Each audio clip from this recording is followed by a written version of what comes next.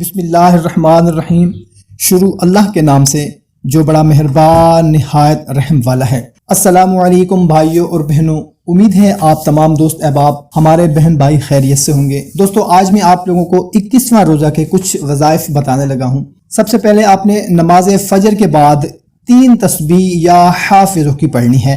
بعد نماز ظہر آپ نے 3 تسبیح یا ناصروں کی پڑھنی ہے، اور بعد نماز عصر آپ نے 3 تسبیح یا باسطوں کی پڑھنی ہے، اور بعد نماز مغرب آپ نے دعائے جمیلہ 3 مرتبہ پڑھنی ہے، اور بعد نماز عشاء آپ نے سورۃ طلاق کی آیت نمبر 3 کو 40 مرتبہ پڑھنا ہے۔ وَيَرْزُقُهُ مِنْ حَيْثُ لَا يَحْتَسِبُ وَمَنْ يَتَوَكَّلْ عَلَى اللَّهِ فَهُوَ حَسْبُهُ إِنَّ اللَّهَ بَالِغُ أَمْرِهِ قَدْ جَعَلَ۔ اور بعد نماز عشاء آپ نے سورۃ طلاق کی آیت نمبر 3 کو 40 مرتبہ پڑھنا ہے، اور اس کے بعد اللہ کے حضور رو رو کر گڑ گڑا کر آپ نے دعا کرنی ہے اپنی مشکل کے لیے، اپنی مراد کے لیے، حاجت کے لیے، پریشانی کے لیے۔